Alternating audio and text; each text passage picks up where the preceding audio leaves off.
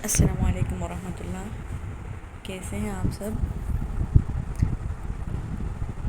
जी, तो हम पढ़ रहे थे केमिस्ट्री 9th क्लास की चैप्टर नंबर 1। इसमें कल हमने फ़र्स्ट चैप्टर का इंट्रोडक्शन पढ़ा था, जिसमें बताया गया था कि साइंस क्या है, केमिस्ट्री क्या है। ये साइंस की ब्रांच है जिसमें हम फर्दर कंपोजिशन स्ट्रक्चर स्टडी करते हैं। उसके बाद उसके यूजेस बताए थे। आज का टॉपिक है हमारा ब्रांचेस ऑफ केमिस्ट्री। शुरू करते हैं। बिस्मिल्लाहिर्रहमानिर्रहीम। रब्बी ज़िदनी इल्मा। It is a fact that we live in the world of chemicals. ऐसे ही हमारे इर्द गिर्द हर चीज़ में केमिकल पाए जाते हैं। हम जिस हवा में सांस ले रहे हैं उसमें केमिकल्स हैं, जो पानी पी रहे हैं वो केमिकल्स हैं, जो चीज़ इस्तेमाल करते हैं हर चीज़ में केमिकल है। We all depend upon different living organisms which require water. ऐसे ही हमें पानी की ज़रूरत है, हमें ऑक्सीजन की, कार्बन डाइऑक्साइड की ज़रूरत है हमें सर्वाइवल के लिए। तो ये सारे केमिकल्स हैं।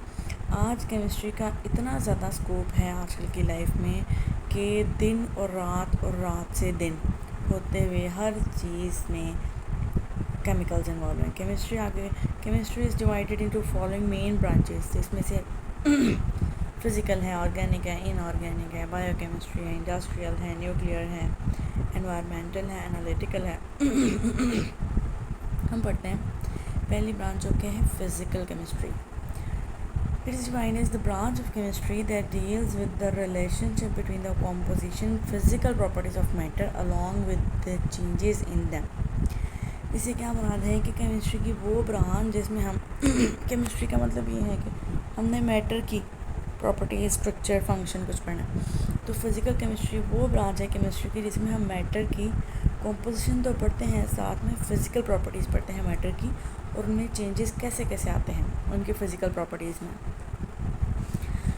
अब प्रॉपर्टीज़ के एग्जांपल के तौर पे हम क्या ले सकते हैं कि as the structure of atoms और formation of molecules, behaviour of gases, liquids and solids, and study of effect of temperature और radiation on matter are studied in this branch. इस ब्रांच में क्या हमने स्टडी किया कि मैटर है, matter atom से बना है या मॉलिक्यूल से बना है, उनका स्ट्रक्चर या फंक्शन कैसा है, फॉर्मेशन कैसी है उनकी, और जो gas, liquid, solid states of matter हैं ये तीनों, इनकी फ़िज़िकल प्रॉपर्टीज़ में कैसे चेंज आता है, इनके बिहेवियर में कैसा चेंज है, और इनके टेम्परेचर से, रेडिएशंस के एक्सपोजर से इनमें कैसे फ़र्क आता है, इनकी फ़िज़िकल प्रॉपर्टीज़ कैसे डिफ़र करती हैं एक दूसरे से। ये हो फिज़िकल केमिस्ट्री। नेक्स्ट ब्रांच हमारे पास organic chemistry. It is the study of covalent compounds of carbon and hydrogen, hydrocarbons and their derivatives. Organic chemistry से मुराद ये है कि केमिस्ट्री की वो ब्रांच जिसमें हम सिर्फ और सिर्फ उन मॉलिक्यूल्स को स्टडी करेंगे जिनके अंदर जो कार्बन और हाइड्रोजन से मिलकर बने हुए, इनको टोटली मिलाते हुए कहते हैं हाइड्रोकार्बन्स, और इनके डेरिवेटिव्स। ऑर्गेनिक कंपाउंड्स नेचुरली भी अकर करते हैं और लेबॉर्ट्री में भी बनाए जाते हैं। ऑर्गेनिक केमिस्ट्स ये डिटर्मिन करते हैं कि स्ट्रक्चर और प्रॉपर्टीज़ क्या हैं इन नेचुरली अकरिंग हाइड्रोकार्बन्स की, और जो हम लेबॉर्ट्री में बनाते हैं उनकी। इस ब्रांच का स्कोप क्या है कि हाइड्रोकार्बन्स आगे हमारे पास किन किन चीज़ों में होते हैं, पेट्रोलियम में, पेट्रोकेमिकल्स में, फार्मास्यूटिकल इंडस्ट्रीज़ में, इन सब में हाइड्रोकार्बन्स एक इम्पॉर्टेंट रोल प्ले करते हैं और मेन कंटेंट हैं। तीसरी ब्रांच आ गई हमारे पास inorganic chemistry. Inorganic chemistry deals with the study of all elements in their compounds except those of carbon and hydrogen and their derivatives. अब जब ऑर्गेनिक में हमने हाइड्रोकार्बन्स और उसके डेरिवेटिव्स का स्टडी कर लिया, तो उसके अलावा जितने भी एलिमेंट्स और उनके कंपाउंड्स हैं हम इनऑर्गेनिक केमिस्ट्री में पढ़ेंगे। अब इसकी भी एक वास्ट एप्लीकेशन है कि हमारे केमिकल इंडस्ट्री में वो चीज़ें जो हाइड्रोकार्बन से बन गई, उनके अलावा बाकी सारी चीज़ें बाकी एलिमेंट से बनेंगी, जैसे glass, cement, ceramics, metallurgy. Metallurgy क्या है? Extraction of metals from ores, कि हम इम्प्योर चीज़ से प्योर चीज़ एक्सट्रैक्ट कर लेते हैं, निकाल लेते हैं। और सिरेमिक्स यही जो हमारे चीज़ें लगी होती हैं वॉशरूम में, बेसन, फ्लश और सीमेंट की सारी चीज़ें, ग्लास वगैरह। तो ये सारी चीज़ें एलिमेंट्स और उनके कंपाउंड्स की बनी हुई हैं एक्सेप्ट हाइड्रोकार्बन्स। तो ये इनऑर्गेनिक केमिस्ट्री हो गया। उसके बाद हो गया बायोकेमिस्ट्री, चौथी branch. Fourth branch is biochemistry. It is a branch of chemistry in which we study the structure, composition, chemical reactions of substances found in living organisms. ठीक, लिविंग ऑर्गेनिज्म मतलब जानदार चीज़ों में जो जो भी चेंजेस टेक प्लेस हो रहे हैं, स्ट्रक्चर उनका क्या है, कॉम्पोजिशन क्या है, उनके अंदर डिफरेंट सब्सटेंसेस में केमिकल रिएक्शंस कैसे हो रहे हैं, कैसे एक ऑर्गेनिज्म के अंदर चेंजेस हो रही हैं, इससे हम देख सकते हैं कि ये केमिस्ट्री की वो ब्रांच है जिसको बायोकेमिस्ट्री कहा जाता है। अब इसमें वो सारे केमिकल प्रोसेसेस आते हैं जो कि लिविंग ऑर्गेनिज्म में होते हैं, such as synthesis and metabolism of biomolecule, जैसे कार्बोहाइड्रेट्स, प्रोटीन्स, फैट्स, जो लिविंग ऑर्गेनिजम्स अपनी डाइट में लेते हैं उन सब का ब्रेक डाउन और मेटाबॉलिज्म और सिंथेसिस, बनना, टूटना, फूटना कैसे हो रहा है सारा कुछ। Biochemistry emerged as a separate discipline when scientists began to study how living things obtain energy from food or how the fundamental biochemical changes occur during a disease. पहले ये ब्रांच अलग से नहीं थी, केमिस्ट्री के अंदर ही आती थी, लेकिन जब से साइंटिस्ट ने देखा कि लिविंग ऑर्गेनिज्म को एनर्जी चाहिए होती है अपने वर्कआउट करने के लिए, अपने फूड से, और एक डिज़ीज़ अगर हो जाती है लिविंग ऑर्गेनिज्म में तो उसमें क्या क्या चेंजेस आती हैं, तो उन्होंने एक बायोकेमिस्ट्री को एक अलग ब्रांच का नाम दे दिया। इसकी एग्जांपल में वो सारे फील्ड्स आते हैं जैसे medicine, food science, agriculture etcetera, कि जिसमें हम सारे केमिकल रिएक्शंस और एनर्जी कैसे बनती है, लिविंग ऑर्गेनिज्म में यूज़ कैसे होती है, तो वो सारा कुछ देखते हैं। उसके बाद आती है हमारे पास next branch is industrial chemistry.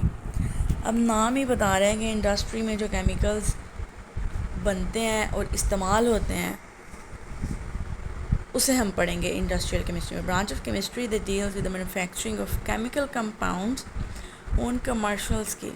Commercial scale का मतलब है कि एक लार्ज स्केल पे, मतलब एक इतने बड़े पैमाने पे केमिकल्स बन रहे हैं, केमिकल कंपाउंड्स मैन्युफैक्चर हो रहे हैं कि वर्ल्ड वाइड सारी दुनिया में वो इस्तेमाल हो रहे हैं। It deals in the manufacturing of basic chemicals like oxygen, chlorine, ammonia, caustic soda, nitric acid, sulfuric acid। ये सारी आम इस्तेमाल की चीज़ें हैं। ऑक्सीजन हम हवा में लेते हैं, क्लोरीन, HCl आमतौर पे जो एसिड हमें सुनने को मिलता है उसमें है sulphuric acid, nitric acid, caustic soda, base acid, सारा कुछ। These chemicals provide raw materials for many other industries। और इन सब केमिकल्स को मिला के या दो तीन को इकट्ठा करके हमें जो चीज़ें मिलती हैं उनसे हम बनाते हैं, फर्टिलाइज़र्स बनती हैं, खादें जो हम ज़मीन में डालते हैं, सोप बनता है, टेक्सटाइल, एग्रीकल्चर के प्रोडक्ट, पेंट, पेपर, सारा कुछ। तो इंडस्ट्री में जो केमिकल्स बनते हैं उन सबको डिफरेंट तरीके से मिला जुला के तो ये सारी हमारे पास फर्दर चीज़ें बन जाती हैं। Next branch is nuclear chemistry. Nuclear chemistry branch of chemistry that deals with the radioactivity, nuclear processes and properties। अब रेडियोएक्टिविटी क्या है कि एक एलिमेंट है या एक एटम है, एक मॉलिक्यूल है, उसके अंदर रेडिएशंस उसके अंदर से निकलती हैं, शुआएँ उसके अंदर से निकलती हैं, उसके अंदर डाली जाती हैं। न्यूक्लियर प्रोसेसेस कौन से होते हैं एक न्यूक्लियस को इन्वॉल्व करके, और प्रॉपर्टीज़ क्या हैं उसकी, इस सब को हम न्यूक्लियर केमिस्ट्री में पढ़ेंगे।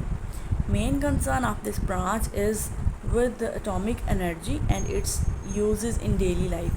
कि एक एटम है, एटम की एनर्जी उसके अंदर कैसे आती है, उससे कैसे निकलती है एक एटम से, उसके न्यूक्लियस से, और उनको हम डेली लाइफ में कैसे इस्तेमाल करते हैं, इन सब को हम न्यूक्लियर केमिस्ट्री में पढ़ते हैं। It also includes the study of the chemical effects resulting from absorption of radiations with in animals, plants and other materials.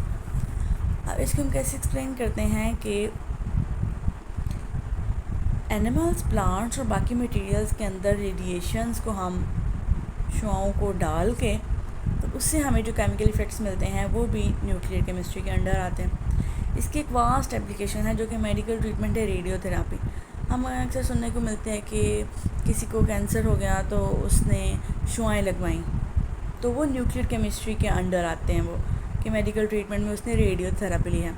और फूड को प्रिजर्व करने के लिए हम ये इस्तेमाल करते हैं। इलेक्ट्रिक पावर को बड़े न्यूक्लियर रिएक्टर्स में, जैसे हम कहते हैं बिजली कैसे प्रोड्यूस होती है, तो डिफरेंट एटम्स और मॉलिक्यूल्स को मिला के उसके अंदर से प्रोसेसिंग करके तो न्यूक्लियर केमिस्ट्री के अंडर आते हैं सारा कुछ। नेक्स्ट ब्रांच है हमारे पास एनवायरमेंटल केमिस्ट्री। नाम ही बता रहे हैं कि एनवायरनमेंट में जो सारे केमिकल्स होते हैं उनसे रिलेटेड है सारा कुछ। इस branch of chemistry in which we study about the components of the environment के कंपोनेंट्स। अब एनवायरनमेंट में हवा, पानी, मिट्टी तीनों चीज़ें आती हैं और तीनों चीज़ें किसी न किसी केमिकल के मिलने से बनी हुई हैं। And effect of human activities on the environment, कि इंसान जो भी काम करता है, इंसान क्या करता है कि वो इंडस्ट्री चला रहा है, वो घर के काम कर रहा है, वो चूल्हा जला रहा है घर में, तो उसके काम करने से जो भी केमिकल्स उसके एनवायरनमेंट में आ रहे हैं उससे रिलेटेड चीज़ें हैं ये।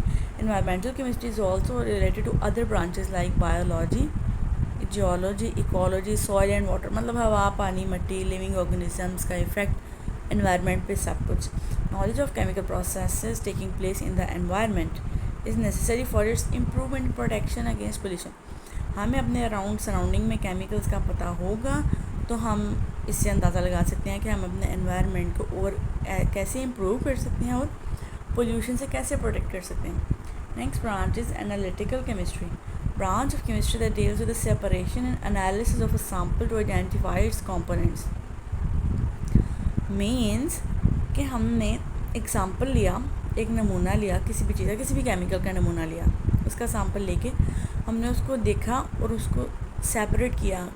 कैसे सेपरेट किया कि हमने एग्जाम्पल लिया अब वो एक्चुअली बना हुआ था